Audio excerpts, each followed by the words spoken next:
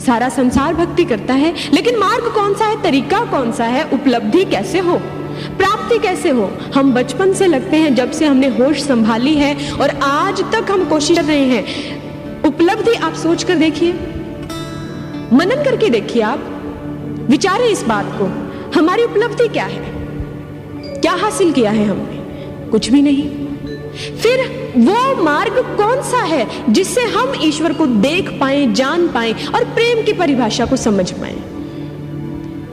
जिसको किसी शायर ने बहुत अच्छा कहा, यदि जिसे प्रेम कहते हैं वो उल्फत की नौबत है, ये गनीमत है कि सदियों में कोई एक दीवाना हो जाए।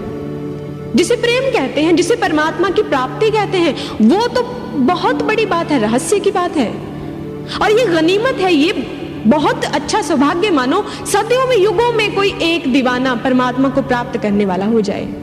ऐसी बात क्यों कही? क्योंकि हमें पता नहीं है कि वो मार्ग, वो शाश्वत तरीका है कौन सा। हमारे धार्मिक ग्रंथ, हमारे महापुरुष बताते हैं कौन सा मार्ग है, कौन सा तरीका है।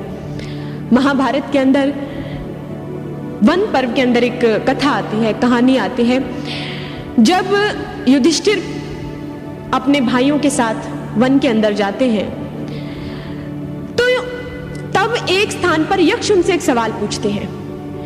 यक्ष ने वही सवाल पहले चारों भाइयों से पूछे, भीम, अर्जुन, नकुल और सहदेव। चारों में से कोई सवाल का जवाब नहीं दे पाता। उसके बाद युधिष्ठिर आते हैं। युधिष्ठिर से यक्ष कहते हैं कि मैंने यही सवाल तुम्हारे चारों भाइयों से पूछे, लेकिन वो जवाब नहीं दे पाए। अब तुम इस जल का पान तभी कर सकते हो अगर तुम इस सवाल का जवाब मुझे दो। युधिष्ठिर कहते हैं बताइए। यक्ष बहुत सारे प्रश्न करते हैं और उन्हीं प्रश्नों में एक प्रश्न ये भी था, कौन सा मार्ग है, क पंथा, परमात्मा की प्राप्ति का तरीका कौन सा है, मार्ग कौन सा है। युधिष्ठिर जवाब देते हैं, तर्को प्रतिष्ठा श्रूयतो विभिन्ना नेको ऋषिरस्य वचः प्रमाणम धर्मस्य तत्वम निहितम गुह्यायाम महाजनो येन गतः स पंथा। युधिष्ठिर कहते हैं कि तर्क के द्वारा हम परमात्मा को प्राप्त करने का प्रयास करते हैं, लेकिन परमात्मा की प्राप्ति नहीं होती। श्रुतियां अलग अलग प्रकार से समझाती हैं, लेकिन फिर भी उस तत्व की समझ नहीं आती। ऋषि मुनियों ने अलग अलग प्रकार से समझाया, वो एक मार्ग जिस पर से होकर सभी महापुरुष गए, वही एक तरीका है। युधिष्ठिर कहते हैं, तर्क को प्रतिष्ठा, तर्क के द्वारा परमात्मा को प्राप्त नहीं किया जा सकता। अक्सर हम इस संसार के अंदर देखते हैं, हर एक इंसान की बुद्धि का स्तर अलग अलग है। किसी की बुद्धि कम है, किसी की अल्प है, किसी की निम्न स्तर की है, तो किसी की उच्च स्तर की है। अब जिस व्यक्ति के अंदर जितनी बुद्धि है, वो उतना ही अच्छा तर्क दे सकता है, उतना ही अच्छा बता सकता है। जैसे एक बार क्या हुआ, एक दार्शनिक था, एक फिलोसोफर था और एक शिकारी था। दोनों आपस पास ही खड़े थे एक जगह पर, और उसी क्षण आकाश मार्ग से कुछ पक्षी जा रहे थे। शिकारी दार्शनिक की ओर देखता है और अपनी बंदूक उठाता है और एक निशाना साधता है। जैसे ही उसने निशाना लगाया तो एक पक्षी को गोली लगती है और पक्षी जमीन पर आकर गिर पड़ता है। शिकारी ने बड़े गर्व के साथ दार्शनिक की ओर देखा कि देखो, मन ही मन कहा, भाव कुछ ऐसे थे कि देखो मेरा निशाना देखो। फिलोसोफर ने आगे तर्क दिया, कहते इसमें इतना खुश होने की क्या बात है, इसमें इतना प्रसन्न होने की क्या बात है। इतनी ऊंचाई से अगर कोई भी पक्षी गिरेगा तो वो स्वयं ही मर जाएगा, ये तुम्हारी गोली से थोड़ी मरा है, ये तो ऊंचाई से गिरने के कारण मर गया है। शिकारी बड़ा निराश हुआ, थोड़ी देर रुकता है और फिर से हवा में एक गोली चलाता है। हवा में गोली चलाई और फिर दार्शनिक की तरफ फिर देखा और कहा, देखा मैंने गोली चलाई, निशाना सही लगा ना, कितना निशाना ठीक लगाया है। दार्शनिक बड़ा हैरान कि इसने क्या जवाब दिया है। उसने कहा, तुमने निशाना कहां साधा है, पक्षी को तो गोली लगी नहीं। शिकारी कहते, कौन कहता है पक्षी को गोली नहीं लगी, मैंने निशाना लगाया, गोली चलाई और पक्षी को गोली लगी, लेकिन पक्षी गोली लगे लगे उड़ रहा है, पक्षी गोली लगे लगे उड़ रहा है। इसका क्या जवाब देंगे आप? तर्क को तर्क से काट दिया गया। हमारी बुद्धि कम है तो आपकी बुद्धि ज्यादा है, हम एक तर्क देते हैं, आप उसको तर्क से काट सकते हैं, क्या जवाब है? बुद्धि भगवान ने अगर मनुष्य को दी है तो उसका महत्व, उसकी श्रेष्ठता केवल उसी कारण से है कि अगर आप उस बुद्धि का प्रयोग परमात्मा की प्राप्ति के लिए लगाते हैं। भगवान श्री कृष्ण गीता के अंदर कहते हैं कि अर्जुन 3 प्रकार की बुद्धि है, सात्विक, राजसिक और तामसिक। सात्विक बुद्धि वो हुआ करती है जो परमात्मा की प्राप्ति के लिए अग्रसर हो पाए, आपको आगे ले जाए, वो बुद्धि सात्विक है। अगर हम इतिहास के अंदर देखें, बुद्धि की कमी नहीं थी, बहुत लोगों में बहुत बुद्धि थी। नरेंद्र के अंदर बहुत बुद्धि थी, मेधावी छात्र थे, लेकिन उन्होंने तर्क वो भी करते थे, लोगों को कहते थे, लेकिन उनके तर्क का विषय ये नहीं होता था, वो अपने आप को सुपीरियर घोषित नहीं करना चाहते थे, अपने आप को सुप्रीम नहीं बताना चाहते थे। परमात्मा की प्राप्ति के लिए अगर नरेंद्र ने सवाल किए तो उन सवालों के पीछे उद्देश्य ये था कि परमात्मा कैसे प्राप्त हो। उन्होंने तर्क किए, बहुत सवाल किए, पूछते थे, अगर आप परमात्मा की बातें करते हैं तो क्या आपने परमात्मा को देखा है? एक साधारण व्यक्ति को लगता है कि ये तो तर्क है, लेकिन नरेंद्र के मन में जिज्ञासा थी, और वही जिज्ञासा अगर उन्होंने बुद्धि का सही प्रयोग किया तो रामकृष्ण परमहंस मिले, जिज्ञासा उन्होंने शांत की, उससे पहले जिज्ञासा शांत नहीं हुई। कितने ही ऐसे महापुरुष, अर्जुन बहुत अच्छी बुद्धि थी और उसने इतने सवाल किए भगवान श्री कृष्ण से। भगवान श्री कृष्ण उसे कहा कि अर्जुन, तू करता तो पंडितों की सी बातें हैं, लेकिन तू सत्य को जानता नहीं है, तू मोह से ग्रसित है। तेरी बुद्धि किसी काम की नहीं, तेरे पंडिताई की बातें कोई काम की नहीं जब तक तुमने उस सत्य को नहीं जाना। और अर्जुन की बुद्धि को सही दिशा, उसको शांत भगवान श्री कृष्ण ने किया है।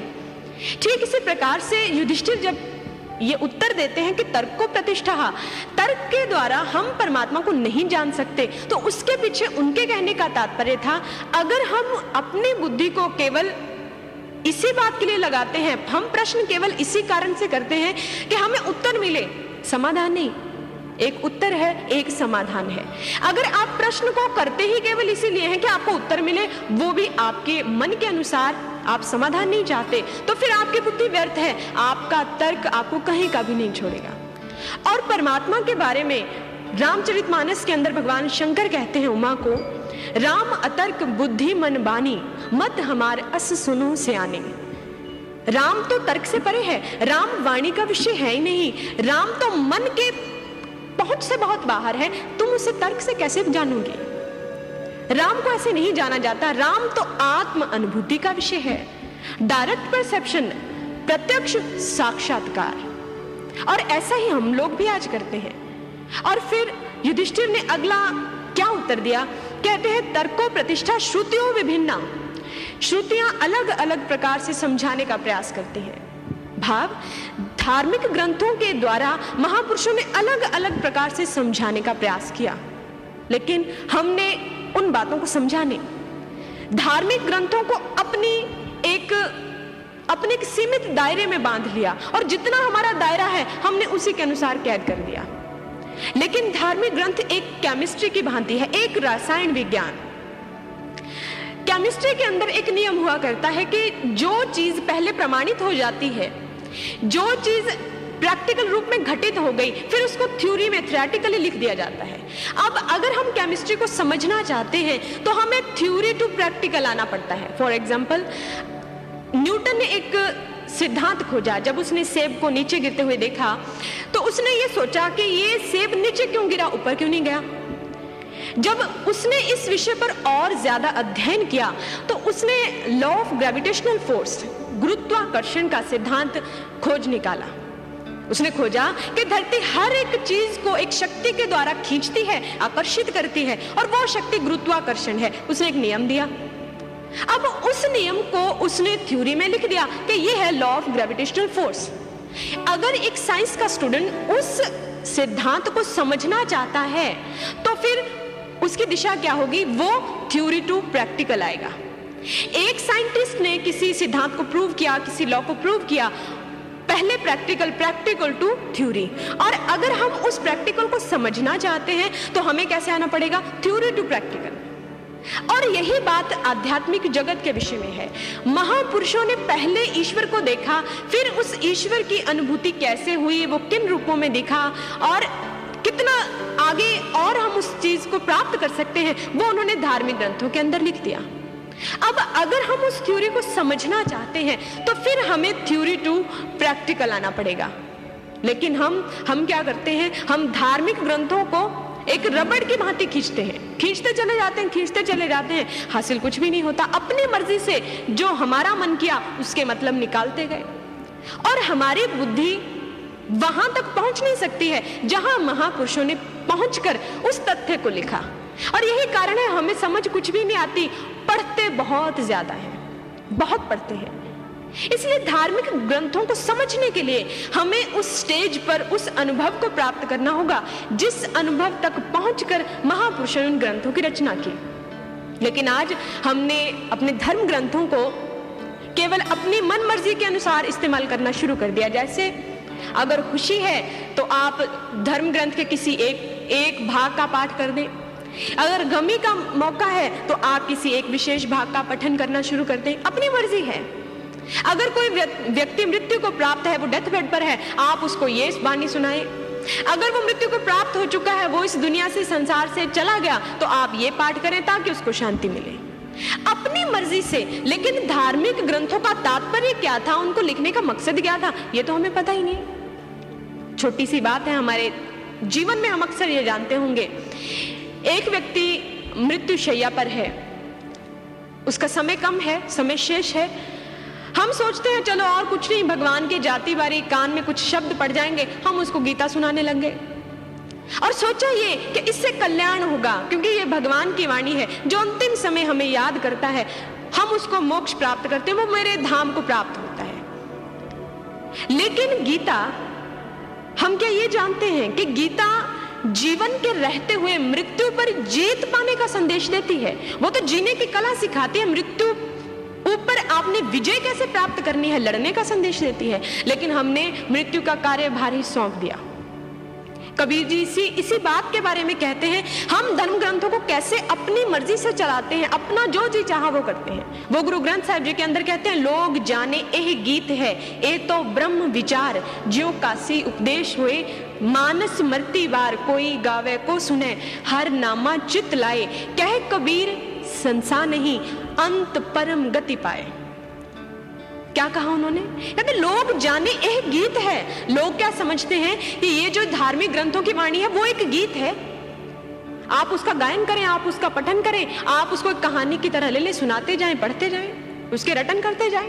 लोग जाने एक गीत है, ये तो ब्रह्म विचार। कहते ये कोई गीत नहीं है, ये तो ब्रह्म की वाणी है, ब्रह्म का विचार है, और स्वयं भगवान की जो वाणी है वो ब्रह्म को प्राप्त करने का रास्ता बताती होगी, सांसारिक बातें नहीं। कहते ज्यों काशी उपदेश हुए, मानस मरती बार। लोग क्या सोचते हैं कि हम अगर काशी में मृत्यु को प्राप्त होंगे तो हमें मुक्ति प्राप्त होगी। कबीर जी कहते हैं इसमें कोई संदेह नहीं है कि काशी में मरने से मृत्यु प्राप्त होने से हमें मुक्ति होती है, लेकिन काशी कौन सी है आप ये जान लें, ये तो पता हो काशी कौन सी है। और इसके बारे में हमारे ग्रंथ बताते हैं, काश्यांतु मरणा मुक्ति, काश ब्रह्म तत्व प्रकाश, यस्याम अवस्थायाम स काशी। ये सच है, काशी में मरने से मुक्ति प्राप्त होती है, लेकिन काशी कौन सी है? जब हम अपने भीतर ईश्वर का साक्षात्कार करते हैं, उस प्रकाश को देखते हैं, फिर हम जब उस प्रकाश का ध्यान करते करते अपने इस शरीर का त्याग करते हैं, तो उस अवस्था का नाम है काशी। उस अवस्था में अगर एक व्यक्ति अपने शरीर का त्याग करता है तो हम सोचते हैं कि वो काशी, वो मुक्ति को प्राप्त हो गया। लेकिन कबीर जी कहते हैं हमने उसका बाहरी अर्थ लिया, हमने ये नहीं समझा कि धार्मिक ग्रंथ किस रहस्य आंतरिक जगत की बात करते हैं, ये तो हमें पता नहीं। कहते कोई गावे को सुने, हर नामा चित लाए, कह कबीर संसा नहीं, अंत परम गति पाए।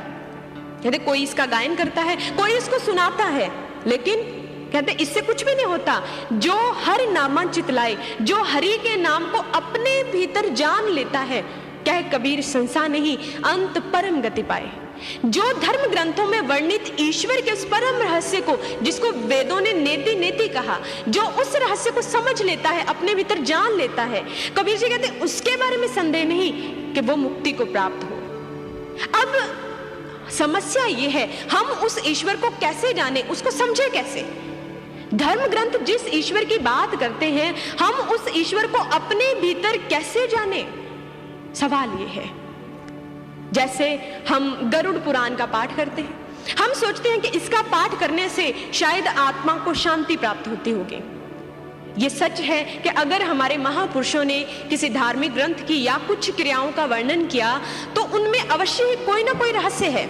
जहां हमारे धार्मिक ग्रंथों के अंदर ये वर्णन आया कि ये सब क्रियाएं हैं, ये कर्म करने चाहिए, तो वहीं उन्हीं धार्मिक ग्रंथों के अंदर अंतिम जगह पर, अंतिम स्थान पर यह भी तो लिखा है कि जिस व्यक्ति के पास ब्रह्म ज्ञान है, जिस व्यक्ति ने पूर्ण सतगुरु की प्राप्ति कर ली, उसको इन सब क्रियाओं की कोई आवश्यकता नहीं है। जिस प्रकार हाथी के पांव में सभी का पांव होता है, जिस प्रकार भगवान श्री कृष्ण अर्जुन को कहते हैं कि अर्जुन, जिस प्रकार से सब ओर से चलते हुए, सब प्रकार से आते हुए नदियां, जलाशय एक सागर में आकर समाहित हो जाते हैं और सागर में जब मिल गए तो सब कुछ पूर्णता में आ जाता है, ठीक इसी प्रकार जो मुझे जान लेता है, जो मेरे तत्व स्वरूप को जान लेता है, उसकी सारी क्रियाएं, उसके सारे योग, उसके सारे कर्म कांड उसी में समाहित हो जाते हैं। लेकिन हम इन बातों को समझते नहीं हैं, हम अपनी मर्जी से, अपनी बुद्धि से कोशिश करते जाते हैं, करते जाते हैं। अब छोटी सी बात है, हम रामायण का पाठ करते हैं। रामायण का मतलब क्या है? राम का घर, राम जमा आयन, राम का घर कौन सा है? रामायण में राम के घर तक पहुंचना कैसे है, वो घर कौन सा है, वो बताया गया है मार्ग, लेकिन हमें तो पता ही नहीं। श्रीमद् भगवत गीता जो स्वयं भगवान के मुख से उच्चारित की गई वाणी है, जिसके अंदर भगवान ने कहा मुझे कैसे जानो। अगर भगवान साक्षात हैं तो उन्हें ये ग्रंथों की रचना करने की या बोलने की आवश्यकता क्यों है? क्योंकि वो हमें बताना चाहते हैं कि हम उस मार्ग तक, उस ईश्वर तक कैसे पहुंचे। लेकिन हमें इन तरीकों का कोई मतलब नहीं, कोई पता नहीं, हम अपनी मर्जी से कोशिश करते और अपने आप को समझते हैं हमें बहुत कुछ ज्ञान हो गया। हमारी हालत वैसे ही व्यक्ति की तरह है। एक बारी देहात में से एक कोई व्यक्ति शहर गया तो उसने किसी संग्रहालय में जाकर, किसी म्यूजियम में जाकर कुछ बुक्स वगैरह ले ली जो फॉरेन कंट्रीज की थी। उसने बुक्स ली और उसमें से पढ़ लिया कि फलाने देश में क्या है, अमेरिका में क्या है, इंग्लैंड में क्या है, ऑस्ट्रेलिया में क्या है और भारत में कौन कौन सी अच्छी जगह है। उसने सब कुछ पढ़ लिया। 6-7 महीने के बाद उसके घर से तार आया कि तुम्हें जरूरी काम है, तुम घर वापिस आ जाओ। वह व्यक्ति अपने घर वापिस आया। अब जितने गांव वासी हैं सभी में जिज्ञासा हुई कि ये व्यक्ति तो बहुत कुछ जान के आया होगा, हम भी इसके सुन के आए कि क्या क्या देख कर आया है। सभी व्यक्ति गए और जाकर किसी भोले भाले गांव वासी ने पूछा, अच्छा भैया तुम तो फिर बहुत घूम आए होगे, अच्छा बताओ कहाँ कहाँ घूम आए। वह व्यक्ति सोचता है कि इन्हें क्या पता, ये तो गांव में रहते हैं, अब अगर मेरी बारी शान बनाने की आई है तो मैं भी थोड़ी सी बातें बता ही दूं, मैं भी अपना रौब जमा लूं। वो कहते मैं पूछो मत, मैं सारी दुनिया घूम आया। कहते कहाँ कहाँ घूम आए? कहते मैं अमेरिका घूम आया, मैं इंग्लैंड भी जाया, मैं ऑस्ट्रेलिया भी जाया, मैं पूरा इंडिया घूम लिया, मैं दिल्ली भी घूम के आया हूँ, मैं बॉम्बे भी घूम के आया हूँ। व्यक्ति बड़े हैरान, कहते अच्छा भैया फिर तनिक ये तो बताओ अमेरिका में क्या है, इंग्लैंड में क्या है, ऑस्ट्रेलिया में क्या और दिल्ली में क्या क्या, भारत में क्या क्या देखा? तुमने सब जगह घूम लिया तो क्या क्या देखा? वो कहता है हाँ अमेरिका में गया, वहां कहीं किताब से पढ़ा था स्टैच्यू ऑफ लिबर्टी है। अच्छा फिर इंग्लैंड में क्या देखा? वहां पेरिस, वो तो वहां तो बहुत फैशन की दुनिया है, बड़ी बड़ी मोटर गाड़ियां, वहां तो राजों रानियों के महल है, मैंने सब देखे। अच्छा ऑस्ट्रेलिया में क्या देखा? ऑस्ट्रेलिया में वहां बड़े बड़े पुल देखे, इतना शानदार ब्रिज है सिडनी में, मैं तो देख के हैरान रह गया, सब कुछ देख लिया। अब वहां उसी भीड़ में एक पढ़ा लिखा थोड़ा युवक भी खड़ा था। उसने कहा कि ये सब इतना कुछ बता रहा है। उसके मन में बड़ी जिज्ञासा हुई। कहते अच्छा भैया फिर तो आपको ज्योग्राफी का बहुत ज्ञान होगा, बहुत कुछ जानते होंगे। वो झट से बोला, कहता कहाँ भैया, अभी मेरी वहां जाने की टिकट तो लगी थी लेकिन तभी घर से तार आ गया और मैं यहाँ आ गया। अब उसको यही नहीं पता ज्योग्राफी का मतलब क्या है। उसने कहा आपको भूगोल का बहुत ज्ञान होगा, लेकिन उसको मतलब नहीं पता, सिर्फ रटा हुआ है, अर्थ नहीं पता। वो कहता हाँ वहां भी जाना था, टिकट तो वहां का भी था, लेकिन घर से तार आ गए। हमारी हालत भी कुछ ऐसी है, पढ़ते बहुत हैं, करते बहुत हैं, पता कुछ भी नहीं है। इसलिए आवश्यकता है हम उन ग्रंथों को समझें, समझने के लिए, ग्रंथ रटने के लिए नहीं है। इसलिए महापुरुष ने कहा वेद ग्रंथ गुर हट है, जिस लग पवजल पार उतारा, सतगुरु बाज ना बुझिए, जिचर तरे न प्रभ अवतारा। महापुरुष ने कहा ये परमात्मा को प्राप्त करने का मार्ग बताती हैं और सतगुरु के द्वारा इनकी समझ आएगी, वैसे इनकी समझ नहीं आ सकती, आप जितनी मर्जी कोशिश करो। ऐसे व्यक्तियों के संबंध में ये समझते हुए युधिष्ठिर ने कहा कि श्रुतियां अनेक प्रकार से समझाने का प्रयास करते हैं, लेकिन परमात्मा को ऐसे पाया नहीं जा सकता। आगे वो कहते हैं, नेको ऋषि रस्य वचा प्रमाण। ऋषि मुनियों ने, महापुरुषों ने अलग अलग प्रकार से समझाने की कोशिश की, अलग अलग चेष्टा की। अगर आप सतयुग से शुरू करें तो आज तक, कलयुग तक आप जितने महापुरुषों के आपने नाम सुने हैं, अगर आप उनके व्यवहार पर एक एक दृष्टिपात करें तो आपको बड़ी हैरानी होगी। किसी भी महापुरुष का व्यवहार किसी महापुरुष से मिलता नहीं है। अगर भगवान श्री रामचंद्र जी एक पत्नी व्रतधारी कहलाते हैं, भगवान श्री कृष्ण की हजारों रानियां बताते हैं। ऐसा वर्णन आता है कि विश्वामित्र जी को इतना वशिष्ठ जी के प्रति उनके मन में घृणा पैदा हो गई कि उन्होंने वशिष्ठ जी के पुत्रों को मार दिया। वशिष्ठ जी के मन में फिर भी कोई उनके प्रति घृणा का भाव पैदा नहीं हुआ, कोई क्रोध नहीं आया। और दूसरी तरफ परशुराम जी के बारे में आता है, जब उनके पिता का वध हुआ तो उन्होंने संकल्प ले लिया कि मैं सारी पृथ्वी को क्षत्रियों से विहीन कर दूंगा। महात्मा बुद्ध अहिंसा के पुजारी हैं, तो दूसरी तरफ हम ये भी देखते हैं, गुरु नानक देव जी, उन्होंने जहां शांति से प्रचार किया, महावीर स्वामी जहां अहिंसा के पुजारी रहे, वहीं गुरु गोविंद सिंह जी ने औरंगजेब के जुल्मों के खिलाफ तलवार भी उठाई। कितना परिवर्तन है। और एक व्यक्ति इस बात को समझ नहीं सकता, वो सोचता है कि सब अलग हैं, सब ने अपने अपने तरीके से अपनी मर्जी की। हम केवल उनके व्यवहार को पकड़ते हैं, लेकिन उन्होंने जो किया, वो उनके करने के पीछे उद्देश्य क्या था, वो तो हमें पता ही नहीं, उस बात की हमें जानकारी नहीं। अगर भगवान श्री रामचंद्र जी ने एक पत्नी व्रतधारी का व्रत लिया, प्रण किया, उसके पीछे भी वो एक एग्जाम्पल देना चाहते थे। समाज में आदर्श पति क्या है, आदर्श मानव क्या है। भगवान श्री कृष्ण ने अगर अपने जीवन के अंदर अनेकों लीलाएं की तो उस समय के परिस्थिति के अनुसार किया। अधर्म इतना बढ़ चुका था, उन्होंने जहां जरूरत थी उन्होंने मर्यादा का उल्लंघन भी कर दिया। जहां गुरु नानक देव जी ने शांति से प्रचार किया, गुरु गोविंद सिंह जी ने देखा कि अब शांति से बहुत समझा लिया, लेकिन लोग सुधरेंगे नहीं, अधर्मी लोग समझेंगे नहीं, इसलिए उन्होंने कहा, चूंकर अज हमा हिलते दरगुजश्त हलाल अस्त बुर्दन ब शमशीर दस्त। उन्होंने कहा कि जब शांति व न्याय के सभी रास्ते बंद हो जाएं, तो धर्म की, सत्य की स्थापना के लिए तलवार उठाना जायज है, उन्होंने कहा। इसीलिए महापुरुषों ने कहा, 6 कर 6 गुरु 6 उपदेश, जुग जुग एक को वेश अनेक। महापुरुष अलग रहे, समय के अनुसार परिस्थितियां बदली, लेकिन परमार्थ तत्व एक ही था। जो श्री रामचंद्र महाराज जी उद्देश्य लेकर आए, वही भगवान श्री कृष्ण थे, वही गुरु नानक देव जी उद्देश्य लेकर आए, वही गुरु गोविंद सिंह जी, वही महात्मा बुद्ध, वही महावीर स्वामी, वही जीसस क्राइस्ट। लेकिन हमने केवल महापुरुषों के व्यवहार को पकड़ा, बाहर से देखा और भ्रमित हो गए। इसीलिए किसी ने कहा, हम जब भी तुम्हारे दर पे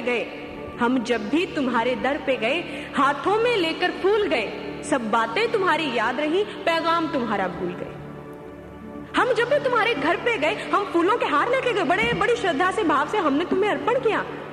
तुम्हारी एक एक बात हमें याद है, तुमने क्या किया, तुमने क्या नहीं किया, तुमने वहां क्या बोला, तुमने इस समय क्या बोला, सब बातें तुम्हारी याद रही, पैगाम तुम्हारा भूल गए। जो तुमने पैगाम दिया, जो तुम बताना चाहते थे, वो हमें ज्ञान ही नहीं रहा, बाकी हमने सब कुछ किया।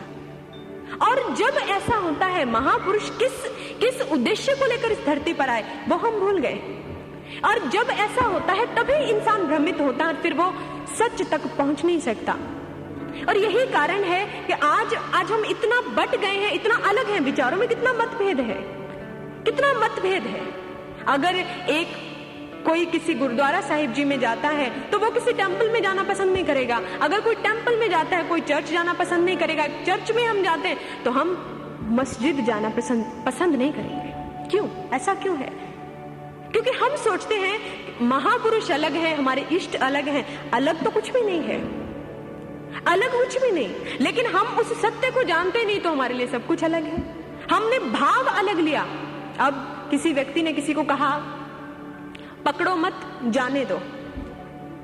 किसी व्यक्ति ने किसी भाई को कहा कि पकड़ो मत, जाने दो। अब दूसरे व्यक्ति ने उसका भाव क्या लिया कि पकड़ो मत, जाने दो। भाव अलग ले ली, समझा नहीं। पहला व्यक्ति कहता है कि पकड़ो मत, जाने दो, और दूसरा कह रहा है पकड़ो मत, जाने दो। भाव का अंतर आया। अगर हम केवल भाषा को पकड़ेंगे, केवल व्यवहार को पकड़ेंगे, तो हम समझ नहीं पाएंगे। अर्जुन भी सारी उम्र भगवान श्री कृष्ण के साथ रहा, लेकिन कहां समझ पाया? 18 अध्याय तक भगवान श्री कृष्ण समझाते रहते हैं, फिर कहीं जाके अंत में समझ में आया। इसी प्रकार हम अगर महापुरुषों के बाहरी व्यवहार को देखेंगे तो हम भ्रमित ही रहेंगे, हम कभी भी समझ नहीं सकते। बुल्ले शाह जी कहते हैं परमात्मा एक है, लेकिन महापुरुषों ने कैसे वही शक्ति बार बार हरियु के अंदर आई। उन्होंने कहा बिंद्रावन में गऊ चरावे, लंका चढ़ के नाद बजावे, मक्के दा बन हाजी आवे, वाह वाह रंग बटाएदा। उन्होंने क्या कहा, कहते वृंदावन में कभी तू गौ चराता है, कभी लंका पर चढ़कर तू नाद बजाता है, युद्ध की घोषणा करता है, कभी मक्के में तो हाजी बनकर जाता है। कौन? गुरु नानक देव जी। और कहते वाह वाह रंग बटाएदा, तेरी कितनी महिमा है, तू लोगों को समझाने के लिए क्या क्या नहीं करता, क्या कुछ नहीं समझाता। जैसे एक नुक्कड़ नाटक हम खेलते हैं, नुक्कड़ नाटक के अंदर कई बार 2 पात्र होते हैं, कभी 3 तो कभी 1 ही होता है। परिस्थिति के अनुसार, विषय वस्तु के अनुसार हम नुक्कड़ नाटक के अंदर समझाते हैं, और उस नाटक के अंदर हमने जो पात्र होते हैं उनकी वास्तविकता कुछ और है, लेकिन वही पात्र अगर 5 मिनट पहले एक प्रधानमंत्री का रोल अदा कर रहा है, 5 मिनट 10 मिनट बाद वही पात्र जो है वो एक भिखारी का रोल लेकर आ जाएगा, वही एक सैनिक बन के आ जाएगा। और सब वार्तालाप, सभी बातें, व्यवहार अलग होते हैं, लेकिन समझाने का विषय वस्तु वही एक जो उन्होंने टॉपिक लिया है, जो एक उद्देश्य है, एम, उसको जनता तक कैसे पहुंचाए। अब जनता कैसे और किस प्रकार से समझेगी, किस एरिया में कैसे लोगों के बीच वो नाटक किया जा रहा है, ये डिपेंड करता है लोगों के ऊपर। अब मकसद तो एक ही है, आप उसको कैसे समझाएं, चाहे आप किसी भी पात्र में आए, चाहे आप कैसी भी वेशभूषा पहन के आ जाएं, चाहे आप कैसी भी भाषा बोलें, मकसद एक है, आप सच कैसे लोगों को बताएं। और महापुरुषों ने ऐसा ही किया। नेको ऋषिरस्य वचा प्रमाणम, अलग अलग प्रकार से समझाने की चेष्टा की, लेकिन हमने समझने की कोशिश नहीं की, अपना अलग अलग एक रास्ता बना लिया। इसीलिए किसी ने कहा युगों युगों तू बदले चोले, हर नए रूप में तू समझाए, पर हम तेरा रूप ना समझे, नए नए धर्म चलाए।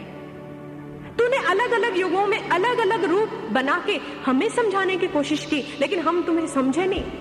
हमने अपने अपने धर्म, अपने अपने रास्ते अपना लिए, अपने अपने तरीके, और आज तक भटक रहे हैं, तेरा पता ही नहीं तू कहाँ है। इसलिए युधिष्ठिर आगे से कहते हैं कैसे परमात्मा मिलेगा। धर्मस्य तत्वम निहितम गुह्यायाम महाजनो येन गतः स पंथा। धर्म का तत्व, परमात्मा का तत्व बहुत गूढ़ है, और जिस एक मार्ग से होकर सभी महापुरुष गए वही एक मार्ग है, वही एक तरीका है। आज हम बहुत से तरीके मानते हैं, हम सोचते हैं परमात्मा को तो अपने अपने तरीके हैं, कोई किसी तरीके से प्राप्त करने की कोशिश करता है, कोई किसी तरीके से प्राप्त कर लेगा। पहुंचना तो एक ही परमात्मा के पास है, कैसे मर्जी प्राप्त कर ले, कैसे मर्जी प्राप्त कर ले। लेकिन एक छोटी सी हम उदाहरण ले अपने ही शरीर के ऊपर। सतयुग में लोग मुंह से खाना खाया करते थे, त्रेता युग के अंदर भी मुंह से ही खाते थे, द्वापर में भी लोग इसी मुख के द्वारा भोजन ग्रहण करते थे, और कलयुग के अंदर क्या ऐसा हो गया कि आप मुंह से खाना छोड़कर नाक से खाना शुरू कर दिया, या कान से आप पानी पीने लग गए, ऐसा तो हुआ नहीं। अगर एक शारीरिक नियम नहीं बदल सकता तो फिर परमात्मा को पाने का तरीका जो शाश्वत है, जो सनातन है, पुरातन है, वो कैसे बदल सकता है। हाँ, वो बात अलग है कि हम उस तरीके को, उस सत्य को जानते नहीं है। और फिर दूसरी बात, रास्ता या पहुंचने की बात तो आप उस वस्तु के लिए करें जो हमसे बहुत दूर है, जहां आपको चलकर जाना पड़ता है। ईश्वर तो हमारे अत्यंत निकट है, वो तो हमारे पास है। अगर हम उस तक पहुंचना चाहते हैं तो उसके लिए आपको चलकर जाने की आवश्यकता नहीं है, वहां तो केवल एक पर्दा खुलने की आवश्यकता है। जैसे आप थिएटर के अंदर जाते हैं, आप एक पिक्चर देखते हैं, फिल्म देखते हैं, फिल्म के अंदर आप अपनी एक सीट पर बैठे हैं जो आपने निश्चित करी हुई है, आप उसके ऊपर बैठे हैं। अब जो ही फिल्म का समय होता है, मूवी का टाइम शुरू होता है, तो पर्दा हटता है, और जैसे ही पर्दा हटता है सीन शुरू होते हैं, आप देखते हैं। अब ऐसा तो नहीं होता कि जब पर्दा हटा, मूवी चली, आप उठ के भाग लिए कि जाओ मैं भी पहुंच लूं जहां वो मूवी चल रही, ऐसा तो नहीं होता। आप अपनी जगह पर बैठे रहते हैं, पर्दा उठता है और आप देखते हैं। परमात्मा के विषय में ठीक ऐसा है। परमात्मा के विषय में पहली बात तो रास्ता एक ही है, और दूसरी बात, अगर हम रास्ता की बात करेंगे भी तो उसके लिए हमें चलकर जाने की थोड़ी आवश्यकता है। वहां भी परमात्मा अगर अंदर है तो एक अज्ञानता का पर्दा, हमारी वो जो दिव्य दृष्टि, 10वां द्वार बंद है, उसके खुलने की आवश्यकता है। गुरु जब हमारा वो पर्दा खोलता है, हमें दीक्षा देता है, तो महापुरुष कहते हैं कि 10वें द्वार कुंची जब दीजिए तो दयाल के दर्शन कीजिए। जब गुरु उस 10वें द्वार को खोलता है, आप उसी क्षण वो पर्दा हटते ही आप अपने अंदर अनुभव करते हैं, आप दृश्य देखते हैं, आप उस प्रकाश के दर्शन करते हैं। रास्ता दूर कहाँ है, रास्ता तो अत्यंत निकट है। बुल्ले शाह जी कहते हैं, बुल्लिया शो असां तो बख नहीं, पर वेखण वाली अख नहीं, ताइयों जान जुदाइयां सहंदी है। परमात्मा को देखना मुश्किल थोड़ी है, लेकिन ऐसी आंख का मिलना मुश्किल है। आंख प्रदान करने वाले गुरु का मिलना मुश्किल है। जब वो आंख मिल गई तो आपको कहीं चलकर जाने की थोड़ी आवश्यकता है, परमात्मा तो आपके अंदर स्वतः ही प्रकट होता है। भगवान श्री कृष्ण, उनका जो गीता ज्ञान है वो इस बात का ज्वलंत उदाहरण है। भगवान श्री कृष्ण ने जब अर्जुन को ज्ञान दिया तो अर्जुन को कहीं जंगलों में या बीहड़ में या कंदराओं में थोड़ी ले गए थे। उन्होंने कहा, तस्मात् सर्वेषु कालेषु मां स्मर युद्ध च। अर्जुन युद्ध भी कर, मेरा सुमिरन भी कर। अब अर्जुन ये कैसे जाने कि युद्ध भी कर ले और सुमिरन भी कर ले। भगवान श्री कृष्ण ने उसी जगह, हाथियों की चिंगाड़ है, रक्तपात हो रहा है, घोड़े, कितने सैनिकों का चीखना चिल्लाना, कितना विलाप है, उसी जगह पर, कहीं बाहर नहीं लेके गए, उसी जगह पर खड़े होकर अर्जुन को ज्ञान दिया। और अर्जुन ने जब अपने भीतर देखा, उसके बाद वो समझ पाया कैसे उसका सुमिरन करना है, युद्ध भी करना है। ठीक इसी प्रकार से जब कोई पूर्ण सतगुरु हमारे जीवन के अंदर उसका प्रवेश होता है तो कहीं बाहर हमें नहीं ले जाता। जहां हम हैं, जिस स्थान पर हम हैं, तो उसका कार्य एक ही है, हमारी उस दिव्य दृष्टि को खोलना, उस एक मार्ग को, उस रास्ते को खोलना, उस पर्दे को हटाना, जिससे हम अपने भीतर ईश्वर का साक्षात्कार करें। और वही एक मार्ग है, मार्ग बदलता भी नहीं है। ऐसा नहीं कि पहले कोई और तरीका था या आज कोई और तरीका होगा या कल को कोई और तरीका होगा। महापुरुष इस बात को प्रमाणित करते हैं, हमारे धर्म ग्रंथ कहते हैं, गुरु ग्रंथ साहिब जी के अंदर महापुरुष कहते हैं, सतयुग ते मान्यो छल्यो बल बामन पहो, त्रेते ते मान्यो राम रघुवंश कहायो, द्वापर कृष्ण मुरार कंस कृतार्थ कियो, उग्रसेन को राज अभय भक्ते जन दियो, कलयुग प्रमाण नानक गुरु अंगद अमर कहायो, श्री गुरु राज अबिचल अटल आद पुरख फरमायो। महापुरुष कहते हैं रास्ता बदला कहां? सत्युग के अंदर वही परमात्मा वामन अवतार में आया, त्रेता युग के अंदर वही शक्ति उस ज्ञान के प्रचार के लिए भगवान श्री राम का रूप लेकर आई, फिर द्वापर के अंदर वही भगवान श्री कृष्ण, कलयुग के अंदर वही 10 गुरु साहबान की ज्योति के रूप में आई। और उन्होंने कहा श्री गुरु राज अबिचल अटल, ये प्रक्रिया, ये ज्ञान चलता रहेगा, ये शाश्वत है, ये कभी मिटेगा नहीं। ये मार्ग अलग कहां है, तरीका तो एक ही है। आदि शंकराचार्य जी जब अपने शिष्यों को ज्ञान देते हैं तो उन्होंने ये थोड़ी कहा कि मैं तुम्हें कोई नया तरीका बताने जा रहा हूं, पहले कोई अलग था आज कोई अलग है। उन्होंने कहा, हे विद्वज्जनों डरो मत, इस संसार रूपी भव सागर को पार करने का जो तरीका है वही एक मार्ग है जिसको पहले भी महापुरुषों ने प्राप्त किया। आज मैं तुम्हें वही ज्ञान, वही मार्ग देने जा रहा हूं। भगवान श्री कृष्ण ने जब अर्जुन को ज्ञान दिया तो ये थोड़ी कहा कि अर्जुन पहले राम जी ने अलग दिया, अब मैं द्वापर में आके तुझे अलग देता हूं। उन्होंने नहीं कहा, उन्होंने कहा इमं विवस्वते योगम प्रोक्तवान अहम अव्यम विवस्वान मनवे प्राह मनुर इक्ष्वाक्वे अब्रवीत।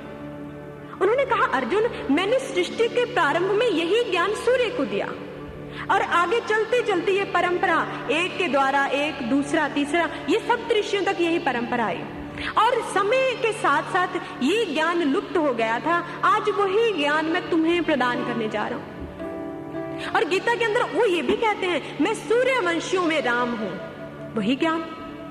महात्मा बुद्ध ने जब ज्ञान दिया उन्होंने ये नहीं कहा कि मैं कुछ और दे रहा हूं, भगवान श्री कृष्ण ने, राम जी ने और दिया, अब मैं कोई और दूंगा। उन्होंने नहीं कहा, उन्होंने कहा हे भिक्षुओं, मैं आज तुम्हें वही मार्ग प्रदान करने जा रहा हूं जिससे आज से पहले प्रबुद्ध जनों ने प्राप्त किया, आने वाले समय में वो उसी ज्ञान को प्राप्त करवाएंगे। और आज मैं यही ज्ञान, यही तरीका तुझे प्रदान करने जा रहा हूं, तुम्हें प्रदान करने जा रहा हूं। कोई नया मार्ग नहीं, कोई नया तरीका नहीं, वही सेम। कुरान भी यही कहते हैं, बाइबल के अंदर भी वही जीसस कहते हैं अपने शिष्यों को, I am the light of this world, मैं इस संसार का प्रकाश हूं और मैं तुम्हें वही देने जा रहा हूं, वही तरीका देने जा रहा हूं। और आने वाले समय के लिए मैं अपने प्रभु से प्रार्थना करूंगा कि वो तुम्हारे लिए किसी ऐसी मैसेंजर, किसी ऐसे संदेश वाहक को भेजे जो तुम्हें वही रास्ता बताए जो मैंने आज तुम्हें बताया है। कोई तरीका बदला नहीं, लेकिन हमें उस तरीके का ज्ञान नहीं। महापुरुष कहते राम जपो जी ऐसे ऐसे, ध्रुव प्रहलाद जप्यो हर जैसे। राम का सुमिरन, राम की भक्ति का तरीका वैसे ही करना जैसे ध्रुव और प्रहलाद ने किया। ध्रुव प्रहलाद कब हुए हैं? कब हुए हैं ध्रुव प्रहलाद? आज के समय की बात नहीं, सतयुग की बात है, सतयुग की बात है। उन्होंने कहा कि जैसे भगवान की भक्ति ध्रुव और प्रहलाद ने की, वैसे ही तुम राम का सुमिरन करो, वैसे ही भगवान को जानो। राम हुए हैं त्रेता के अंदर, ध्रुव प्रहलाद हुए हैं सतयुग के अंदर। हम कैसे जाने तब कौन से राम थे? मार्ग, शक्ति, तरीका वही रहा। रामचरितमानस के अंदर उसी मार्ग के बारे में कहा गया, हरित भूमि तृण संकुल, समुझ परे नहीं पंथ, जिमी पाखंड बाते लुप्त भय सद ग्रंथ। उन्होंने एग्जाम्पल दी रामचरितमानस के अंदर। तुलसीदास जी कहते हैं कि जैसे ऐसा आपने खेतों के अंदर देखा होगा, पगडंडी हुआ करती है, जिस पगडंडी से सभी लोग चलकर रास्तों पर पहुंचते हैं, इधर उधर जाते हैं। अब उस पगडंडी पर जो एक रास्ता बना हुआ है लोगों के जाते जाते, गुजरते गुजरते, जब बारिश आती है, जब वर्षा होती है तो उस पर घास उगाती है। जब उस पर घास उगाती है तो वो जो रास्ता पहले से बना हुआ है वो नष्ट हो गया, पता ही नहीं चलता। जबकि रास्ता है, लेकिन उसके ऊपर समय के साथ, बारिश के बूंदों के साथ घास आ गई, पत्ते आ गए और रास्ता समझ नहीं आया। तुलसीदास जी कहते ऐसे ही जिमे पाखंड बाजते लुप्त भय सद ग्रंथ। जब संसार के अंदर पाखंड बहुत बढ़ जाता है, जब धर्म के नाम पर, परमात्मा के नाम पर लोग अलग अलग तरीके बनाने लगते हैं और सद ग्रंथ, भाव धर्म ग्रंथ जो हमारे महापुरुषों की वाणी है, उनका दुरुपयोग होने लगता है, समझने की कोशिश नहीं करते, तो फिर से वही शक्ति उस मार्ग को फिर से प्रशस्त करती है। एक समझदार व्यक्ति, आप उसको नहीं कहेंगे जो एक पगडंडी के ऊपर जो घास पड़ी वो कहे यहाँ तो कोई रास्ता ही नहीं था, मैं तो अपना एक अलग रास्ता बना लूं। ये मार्ग रास्ता नहीं है, ये पगडंडी नहीं, मैं अपना एक अलग पगडंडी बनाता हूं। वो समझदार नहीं है और वो कोशिश करेगा तो वो कभी भी खेत के पार नहीं हो सकता। क्योंकि अगर हम नई पगडंडी खोजने की या बनाने की चेष्टा भी करेंगे, पहली बात तो टाइम व्यर्थ जाएगा और उसके बाद हम पहुंच भी नहीं पाएंगे, क्योंकि रास्ता वो है ही नहीं। समझदार उस व्यक्ति को आप कहेंगे जो पगडंडी पर से जो घास है, जो एक बुद्धिमान व्यक्ति है, वो उसी घास को हटाएगा, पत्तों को हटाएगा और उसी पगडंडी से फिर रास्ता बना देगा। और तुलसीदास जी कहते हैं जो राम की भक्ति का मार्ग है, जो परमात्मा की भक्ति का तरीका है, वो कोई नया नहीं, वो कोई अलग नहीं, वो एक ही है। आवश्यकता है हमारे जीवन के अंदर कोई ऐसा महापुरुष, कोई ऐसा संत आए जो उसी मार्ग को फिर से जना दे।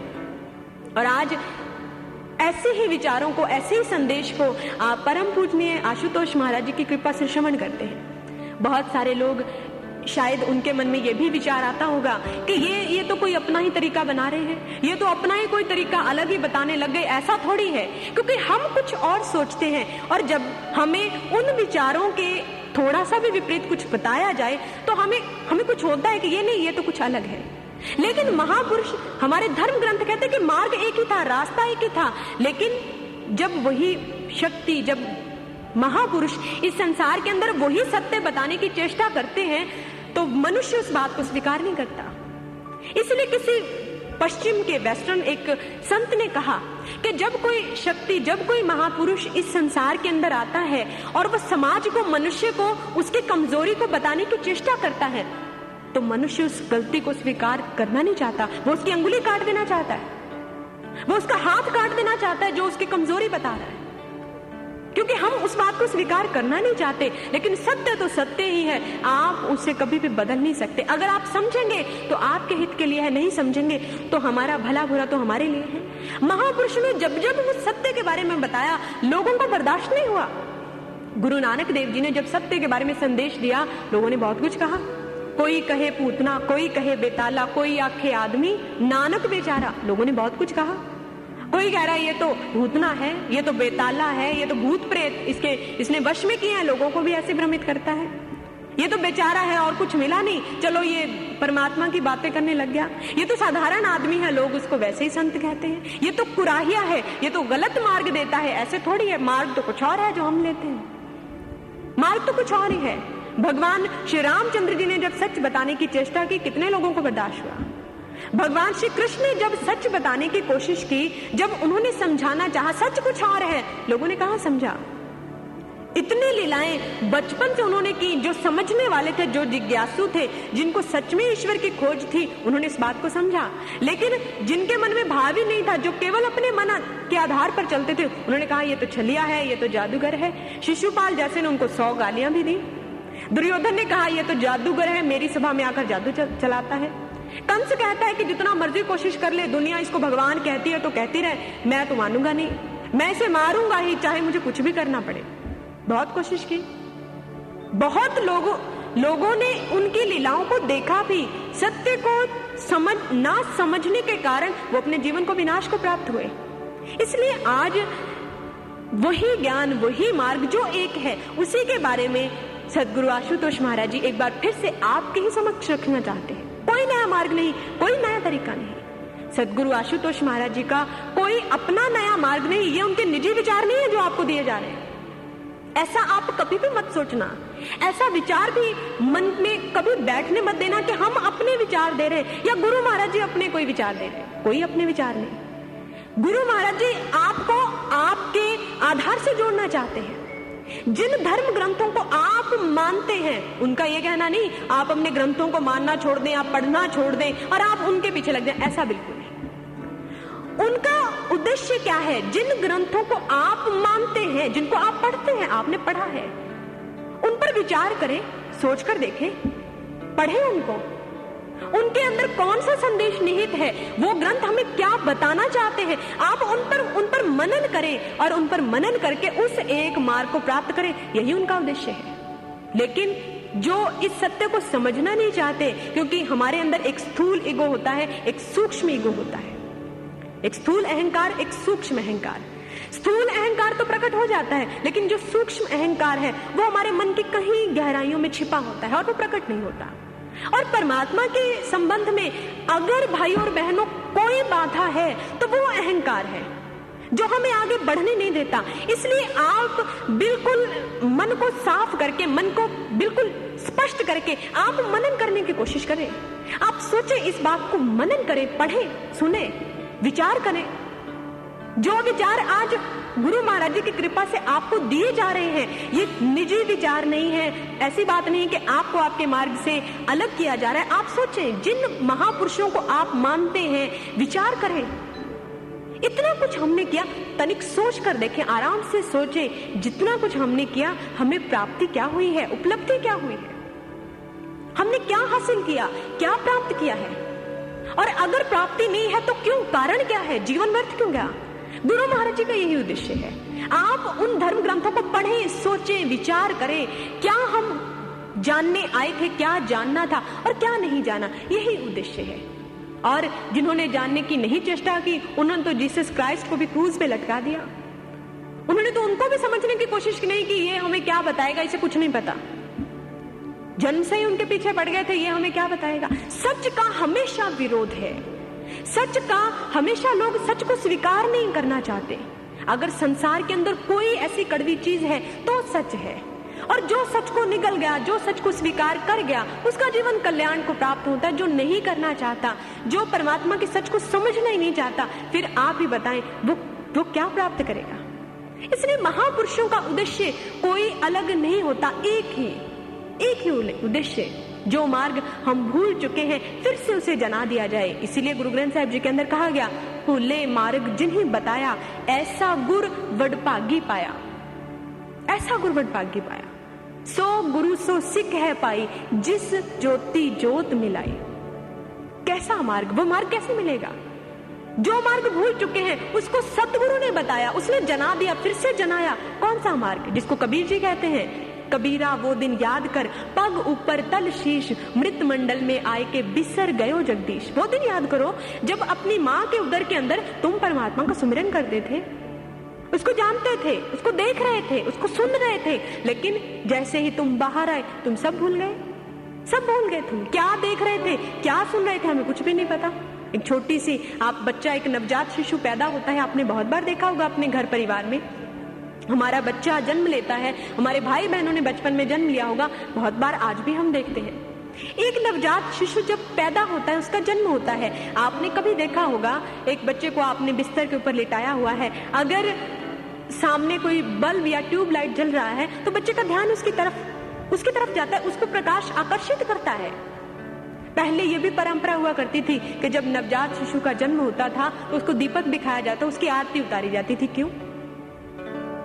जब एक व्यक्ति मृतक हो जाता है, मृत्यु हो जाती है, उसका शरीर पड़ा है, तो आप उसके सर की तरफ एक प्रकाश का दीपक रख देते हैं। ऐसा क्यों? आप कहते हैं ये संसार से चला गया, क्या चीज चलेगी जबकि उसका शरीर पड़ा है। बच्चे को प्रकाश आकर्षित क्यों करता है? कभी सोचा है हमने?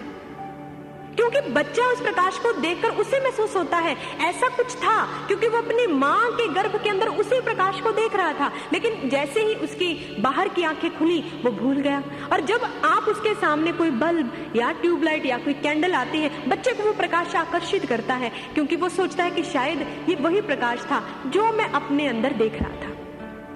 बच्चा रोता है, ताली बजाते, संगीत करते हैं, बच्चा चुप हो जाता है। क्यों? संगीत आकर्षित क्यों करता है? उसे लगता है कि ये वही संगीत था जो शायद मैं अपने अंदर सुन रहा था। आप बच्चे को कुछ मीठा चटाते हैं, कुछ शहद उसकी जुबान पर लगाते हैं। क्यों? बच्चा बड़ा ही उत्सुकता के साथ, बड़ी ही मिठास के साथ उसको ग्रहण करता है। क्यों? ये रीतियां क्यों हैं? क्योंकि बच्चा ये सोचता है शायद ये वही अमृत है जो मैं अंदर ले रहा था, जिसका मैं मां के अंदर पान कर रहा था। एक बच्चा रोता है, आप उसको गोद में बिठाकर उसको हिलाते हैं, उसको माँ एक लोरी सुनाती है। आपने देखा होगा लोरी में कोई गाना कुछ नहीं होता, मुंह से एक आवाज निकालते हैं जिसका कोई मतलब नहीं है। लोरी सुनाती है, उसको थपकियां देते, बच्चा चुप कर जाता है। क्यों? जिसमें कोई बात नहीं, किसका कोई लोरी का कोई भाव नहीं है, फिर भी बच्चा चुप हो जाता है। क्योंकि बच्चा सोचता है, जब वो हिलता है, आप उसको लोरी सुनाते हैं, उसे लगता है कि शायद मैं अपने अंदर उस नाम का, उस भगवान के नाम का अनुभव कर रहा हूं। और वही तरीका जिसे हम अंदर जानते थे उसको हम भूल चुके हैं। और गुरु का कार्य क्या है? उसी मार्ग को फिर से हमारे अंदर प्रकट कर देना, जोड़ देना। जब सतगुरु हमारे जीवन के अंदर उसका आगमन होता है, हमें दीक्षित करता है, तो वही मार्ग हम उल्टे होते हैं, विपरीत दिशा में होते हैं। पहले हमारी आंखें बाहर देखती थी, फिर वही आंखें अंदर भगवान के प्रकाश को देखती हैं। पहले कान बाहर सुनते थे, अब वही कान अंदर सुनते हैं। पहले जुबान बाहर के रस लेती थी, अब वही जुबान अंदर अमृत का आस्वादन करती है। पहले हम बाहर से भगवान को याद करते थे, अब हम मन से अंदर ही अंदर भगवान को याद करते हैं। सो गुरु सो सिख है पाई, जिस ज्योति ज्योत मिलाई। वही गुरु है जिसने उस प्रकाश को प्रकट कर दिया, और वही शिष्य है जिसने अपने अंदर उस सत्य को जान लिया, उस ईश्वर के दर्शन कर लिए। इसलिए जीवन के अंदर आवश्यकता है इन विचारों को समझने की। और परम पूजनीय सद्गुरु महाराज जी की कृपा से आज विश्व के कोने कोने के अंदर इसी ज्ञान का प्रचार प्रसार किया जा रहा है। उद्देश्य एक ही है, दिव्य ज्योति जागृति संस्थान कोई व्यक्ति विशेष की संस्था नहीं, कोई जाति विशेष की संस्था नहीं। यहाँ हर एक उस जिज्ञासु को आमंत्रण है जो उस ईश्वर को जानना चाहता है। कास्ट एंड क्रीड, रंग, नस्ल, भेद, देश विदेश, किसी का कोई स्थान नहीं है। केवल एक ही यहाँ पर शर्त है, जिन प्रेम कियो तिन ही प्रभु पायो। अगर आपके मन में जिज्ञासा है, आप देखना चाहते हैं, तो संस्थान में आपका स्वागत है। आप उस सत्य को जाने, विचार करें। और जब तक आपको उस मार्ग का पता नहीं चलता, आपकी जिज्ञासा शांत नहीं होती, आप खोज करें, तलाश करें, पूरे संसार के अंदर तलाश करें।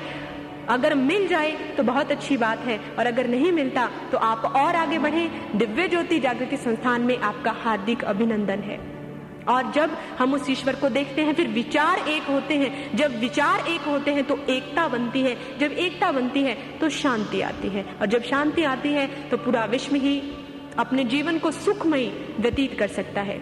इसलिए अंत में विवेकानंद जी की उस उक्ति को आप हमेशा अपने ध्यान में रखें। उन्होंने एक बार कहा था, if there is God we must see it, if there is soul we must perceive it, otherwise it is better to be an atheist than to be a hypocrite.